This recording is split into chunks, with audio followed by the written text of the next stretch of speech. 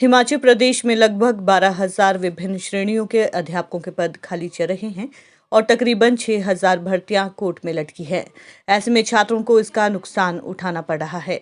शिक्षा विभाग ने कोर्ट में लटकी भर्तियों को शीघ्र बहाल करने के लिए जवाब तैयार कर लिया है, जिसे आगामी कैबिनेट में मंजूरी के लिए रखा जाएगा। शिक्षा मंत्री रोहित ठाकुर ने शिमला में कहा कि शिक्षा में गुणवत्ता लाना सरकार की प्राथमिकता है।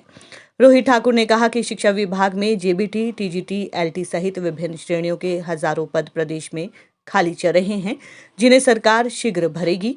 प्रदेश के कांगड़ा, चंबा, सिरमौर, मंडी सहित अन्य जिलों के दुर्गम इलाकों में 30% अध्यापक कम हैं। ऐसे में इन इलाकों में अध्यापकों की एक निश्चित समय अवधि के लिए नियुक्ति कैसे की जाए, इसको लेकर भी सरकार स्थायी नीति बनाने पर काम कर रही है और एक पारदर्शी ट्रांसफर पॉलिसी पर भी विभाग काम कर रहा है, ताकि प्रदेश की शिक्षा व्यवस्था को सुदृढ़ किया जा सके। लगभग मैं पिछले कल ही मैं समझता हूँ अपने विभाग अध्यक्ष से आंकड़े ले रहा था, कुछ 6-6,500 के आसपास हमारी जो आपकी जो नियुक्तियां होनी थी वो कोर्ट में फंसी है। इसमें अधिकतर हमारी शिक्षा विभाग की नियुक्तियां हैं।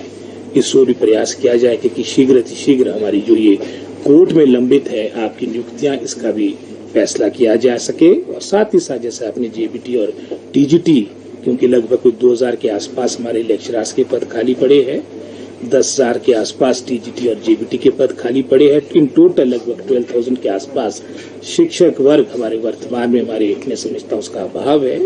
इन सब को कैसे मैं समझता हूँ समय रहते इन पदों को भरा जाए, इसके लिए प्रयास किया जाएगा। और हमारी जो कैबिनेट मीटिंग है अभी जो मैं समझता हूँ नेक्स्ट मंथ होनी है, उसमें भी मेरा प्रयास रहेगा कि जो हमारे केसेस यहाँ फाइनेंस डिपार्टमेंट में पहुंच चुके हैं उसकी स्वीकृति प्राप्त हो सके।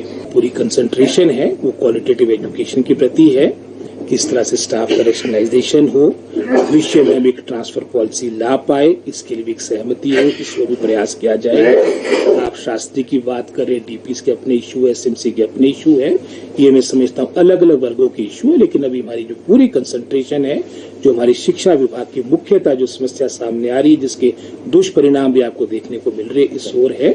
और उसके उपरांत जैसे आपने शास्त्री की बात की है, या जो और भी हमारी इश्यूज एसएमसी का है, एमटीटी का है, इसका भी चरणबद्ध तरीके से समाधान निकालने का हर संभव प्रयास किया जाए। और विशेषकर जैसे मैंने पहले भी अपनी बात में कहा है आपको, हमारे बहुत से क्षेत्र, चाहे वो चंबा की बात हो, चाहे वो हमारे सिरमौर की बात हो, कांगड़ा के बैजनाथ के क्षेत्र की बात हो, छोटा बंगाल, बड़ा बंगाल, आपकी दरंग पद्दर मंडी डिस्ट्रिक्ट की बात हो, हमारी ही ऊपरी शिमला की बात हो, बहुत से मैं समझता हूँ लगभग कोई 30% के आसपास में दावे से इस बात को कह सकता हूँ कि लगभग कोई 25 से 30% स्टाफ लगभग यहाँ हमेशा खाली रहता है। किस तरह से इसके लिए एक स्थायी नीति बने, जो इन क्षेत्रों में हमारे अध्यापक जाएंगे, कम से कम एक निश्चित समय अवधि के लिए वहां पर अपना कार्य करें, उसके बाद उनको भी ट्रांसफर की सुविधा मिल सके।